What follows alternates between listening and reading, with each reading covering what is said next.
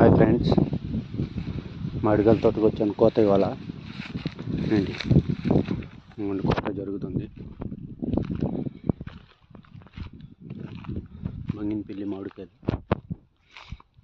కోతోళ్ళు మొత్తం ఇది 12 ఎకరాలు, 400 చెట్లు.